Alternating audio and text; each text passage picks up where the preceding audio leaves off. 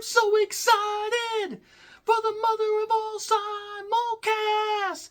AEW programs are on Max and TBS and TNT. Oh, with the pay-per-views getting a discount soon. What in the world is Tony Khan doing by not meeting the time frame? Tony Khan can't control his talents.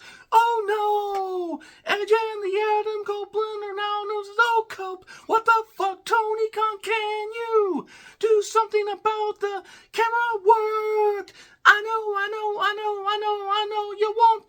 Thanks, guys. I'm John Ritland with my review of AEW Dynamite Fight for the Fallen 2025 from Asheville, North Carolina.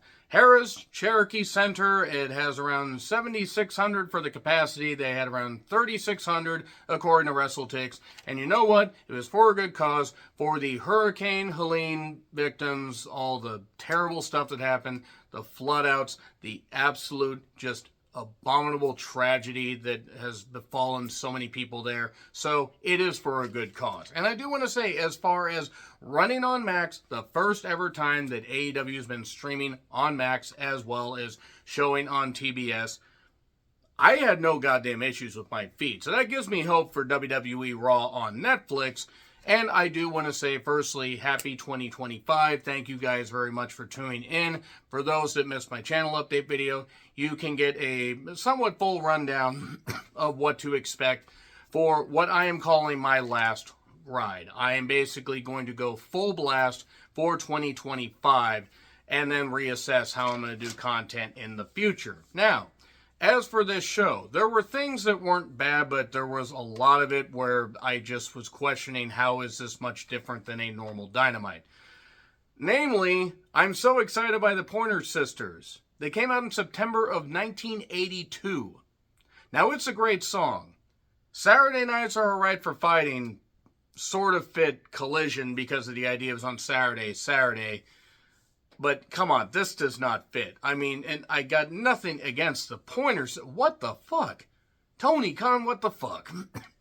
So, thanks to the great Brian Last, he is now known as Dick the Boozer, a.k.a. John Moxley. And Carl, they're in a hallway, and yeah, they're something about bullets and other shit going on, and I don't know what the hell's going on. I really don't fucking get what the hell's going on with John Moxley. I really don't know what the whole point of this is. It's not good. This Death Rider stuff is goddamn awful. Shivani and Excalibur were on commentary, and actually, before I go further, my thoughts, healing thoughts, all that are with the people, that were victims and those in the periphery of that horrible act of you-know-what. I'm editing myself here, just make sure YouTube doesn't flag me. That happened in New Orleans on Bourbon Street. It's fucking bullshit. It's absolutely fucking bullshit. Senseless. Fucking goddamn senseless. And that's really all I'm going to say right there. So, goddamn. Anyway, Hangman Page took on Orange Cassidy. I cannot escape Orange Cassidy when I am able to watch this show live. Yeah, that's why this review's up hours earlier than normal. And actually, after next week, I'm going to have some scheduling changes for about the next month. So I'll actually mostly be watching Dynamite live. I don't know about Collision necessarily, but I will be watching Dynamite live. Unless there is an early access screening of a movie that I want to go watch. The whole point is, I'm also going to reassess how much Dynamite I'm going to be able to watch, because there were things on this show where I'm like, wow, it wasn't even that some of it was awful. It's just so much of it feels muted. Speaking of which, I'm sorry, I just can't buy into either of these guys. I am sick of the Orange Cassidy stuff. They went way longer than they needed to. This match just happened yesterday. These two were in the World's End four-way that was a mess and not good. And, yeah, a buckshot after, a few orange punches, and Hangman gets the victory. Then he hits a deadeye on Orange Cassidy and slaps and punches him, and then also slaps and punches Daniels, who I guess is going to get back in the ring for one more round. I don't actually know if Daniels is still wrestling even on the indies. And honestly, he really doesn't need to at this point, because the man's in his early 50s and has taken more than enough bumps and given us more than enough great moments. But yeah, Jay White says that he wants Wheeler next, but first he faces Swerve and Strong tonight. So we get no rap from Caster. That's a good thing, because I really don't want to hear what that douche nozzle has to say. And Bowens will be fine sign. Because I think maybe they're realizing that Max Caster has basically burned every goddamn bridge with most people. I mean, regardless of anything controversial, the guy just is not that good. And the Hurt Syndicate, a.k.a. Bobby Lashley and Shelton Benjamin, MVP on commentary, beat the teetotal shit out of the Acclaim, mainly Caster, while Bowens got fed up, stood to the side, and we got the Hurt Lock to win it. No complaints there, good stuff, and they could have kept beating the shit out of Caster for a few more minutes, and it would have been just fine.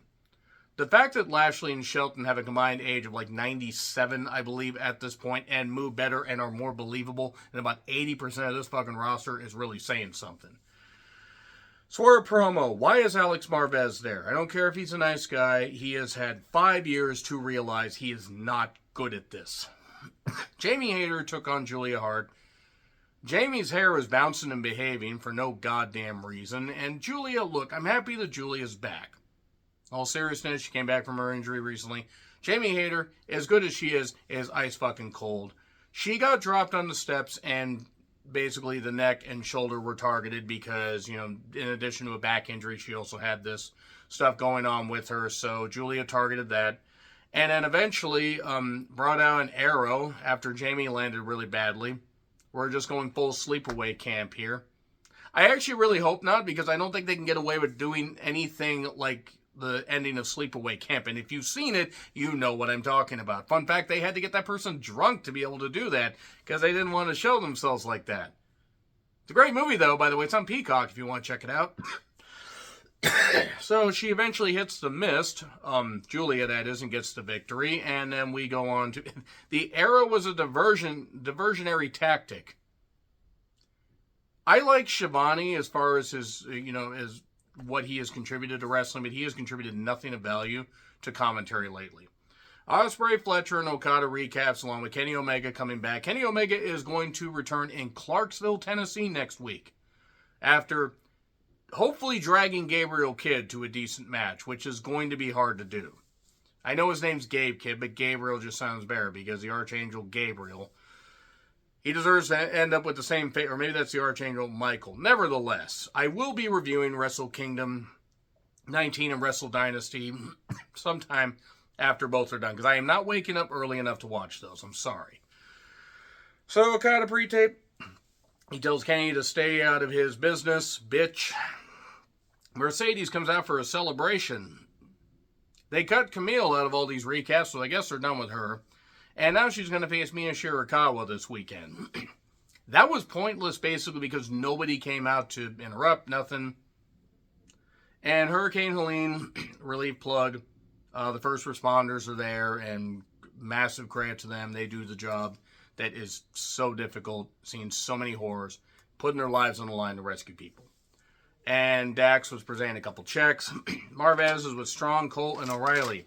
Please, stop. Stop trying to reunite this group that is so goddamn injury prone. Look, when Bennett and Taven are the best workers of the 5, and Strong, while a good worker, should not be cutting promos, and O'Reilly's neck is held together with paper clips and duct tape, and Cole can't goddamn, be able to move and do anything believable. The Nord just can't do anything proper or believable. It's actually almost impressive what this man is able to pull off in the worst way possible. And what I mean by that is anytime Adam Cole tries to sound like he's interested, or he's like trying to build up an interesting feud, it doesn't work, because he's not believable as a wrestler anymore. Visually, it is not good. Swerve, Jay, and Strong had a number 1 contenders. Well, it's the winner is the number 1. It gets the number 1 spot in the Casino Gauntlet Battle Royal next week. That's the one where it can end at any time with pin or submission. Another three-way with Rick Knox. So it was what it was, same as it ever was, same as it ever was. Later, Rico Tate shows up with a pair of golden scissors, but he has no hair to cut with them, because Rico Tate is bald as fuck. And he stabs Swerve in the head. Seems like quite the jump from toilet papering to stabbing somebody with a pair of scissors. Where were the police? J1, Swerve is bleeding. Rico Tate hits Nana with a chair and then beats Swerve some more. And then Cole, O'Reilly, and Strong, Strong shows back up, but Cole and O'Reilly show up and for the save. Not a moment too late. I'm sorry, but no. Just no. Just no. I don't want to see anything involving this bald idiot, and I don't care if, he's just lean into being a heel. No, maybe he's just always been a fucking douche nozzle because he hung out with noted, child, you-know-what, Chasing Rants, and also is going to channel Andrew Tate. You don't do that for a gimmick. You do that because you're an idiot. And he's kind of realizing that he can't win an argument, so he probably just wants to start stabbing people, because that's proper. Maybe you could pick up a dictionary. Maybe pick up some Rogaine while you're at it.